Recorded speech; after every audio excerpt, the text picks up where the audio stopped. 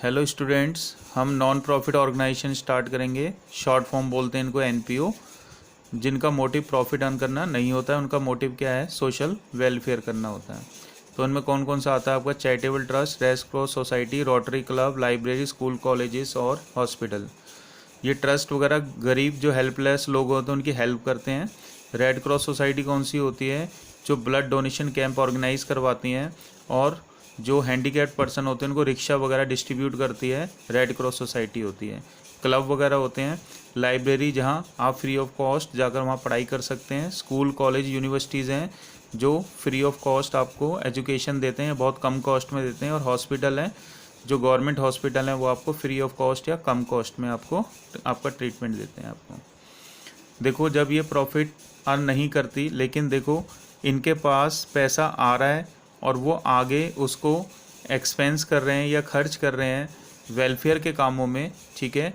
तो इसके लिए क्या है, उनको हिसाब किताब रखना पड़ेगा, नहीं तो भूल जाएंगे। तो इसके लिए क्या बनाने पड़ते हैं? हमें अकाउंट्स बनाने पड़ते हैं। तो अकाउंट्स में देखो, सबसे पहले बनेगा आपका रिसीप्ट एंड पेमेंट अकाउंट, दूसरा इनकम एंड एक्सपेंडिचर अकाउंट, तीसरा ओपनिंग बैलेंस शीट और fourth closing balance sheet. Clear? Receipt and payment account क्या होता है कि ऑर्गेनाइजेशन के पास कितना पैसा आ रहा है और कितना पैसा जा रहा है। तो हमारी ऑर्गेनाइजेशन के पास स्मॉल मनी से बिग मनी, यानी छोटी अमाउंट से लेकर बड़ी अमाउंट तक सारी रिसिप्ट्स आती हैं और छोटी अमाउंट से बड़ी अमाउंट तक हमारे सारे एक्सपेंडिचर्स होते हैं। तो जो बड़ी अमाउंट है, जो कभी कभार मिलती है, उसको हम कैपिटल का नेम देते हैं, कैपिटल रेवेन्यू। और जो रेगुलर मिलती हैं हमें, उसको रेवेन्यू बोलते हैं हम, कि रेवेन्यू रिसिप्ट्स। तो हमारी दो टाइप की होती हैं, कैपिटल और रेवेन्यू। कैपिटल रिसिप्ट्स होती है जो एक बड़ी अमाउंट होती है, और रेवेन्यू रिसिप्ट जो एक स्मॉल अमाउंट होती है। और कैपिटल रिसिप्ट जो होती है हमें कभी कभार मिलती है, और रेवेन्यू रिसिप्ट्स हमें रेगुलर मिलती है। तो रिसिप्ट एंड पेमेंट अकाउंट में जितनी भी कैपिटल हो चाहे रेवेन्यू हो, सारी रिसिप्ट्स आएंगी। सेम एज कैपिटल एक्सपेंडिचर, जो एक बड़ा खर्चा करते हैं वो कैपिटल एक्सपेंडिचर है, स्मॉल खर्चे करते हैं वो रेवेन्यू एक्सपेंडिचर है।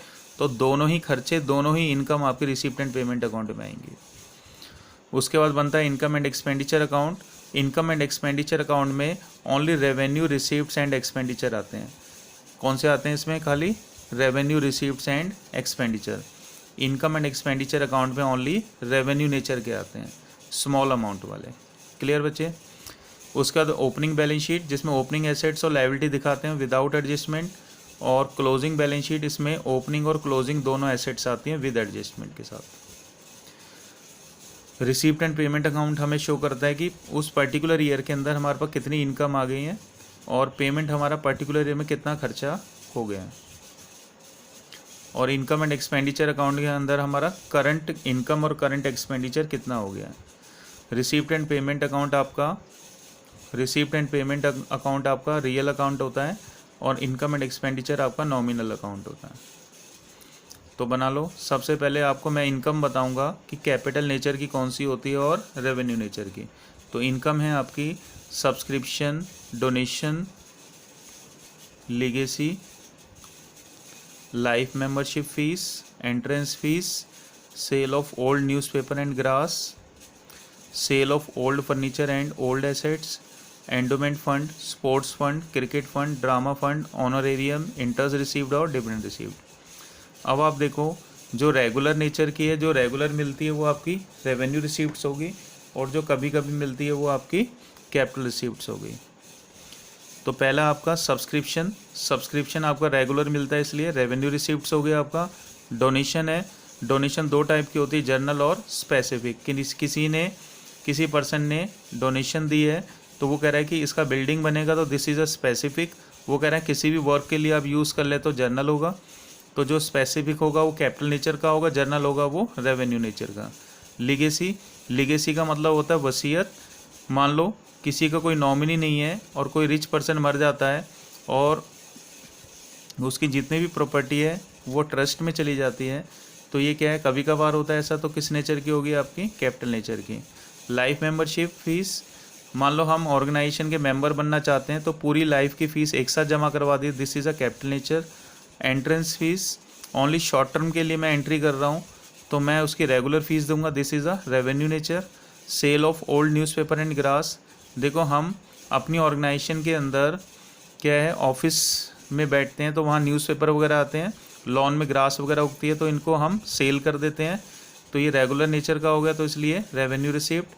Cell of old furniture and old assets, कोई एसेट्स हमने बेची है पुरानी तो किस नेचर की होगी, capital रिसीव्ड्स।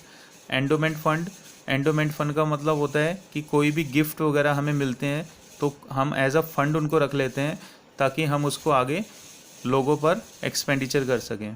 Sports fund, cricket fund, drama fund, जितने भी फंड्स होते हैं कैपिटल नेचर के होते हैं, क्योंकि एक लार्ज अमाउंट हमारी कलेक्ट होती है और इसको हम एक्सपेंडिचर करते हैं बाद में, तो क्या ट्रीट करते हैं इनको, हम लाइबिलिटी ट्रीट करते हैं। ऑनोरेरियम होता है हमारा, जो आउटसाइडर है जिसको हम बुला रहे हैं किसी वर्क के लिए तो उसको हम पेमेंट करते हैं तो उसको बोलते हैं हम ऑनोरेरियम, तो ये क्या हो गया आपका रेवेन्यू नेचर। इंटरेस्ट रिसीव्ड और डिविडेंड रिसीव्ड ये भी रेगुलर मिलते हैं तो किस नेचर के हो गए आपके ये रेवेन्यू रिसीव्ड्स।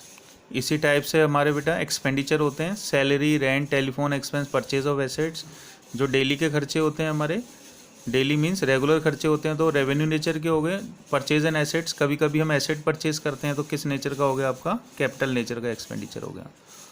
अब देखो फंड से रिलेटेड एडजस्टमेंट मैं बताता हूँ, जो मैंने अभी बात करी है आपसे, sports fund, cricket fund, drama fund, तो फंड से रिलेटेड एडजस्टमेंट बता देता हूँ। फॉर एग्जांपल हमारा क्वेश्चन है cricket fund 2 lakh, cricket fund investment 50,000, interest receive 10,000, donation for cricket fund 20, sale of cricket ticket 5,000, prize awarded 3,000, expenses on cricket event 2,000।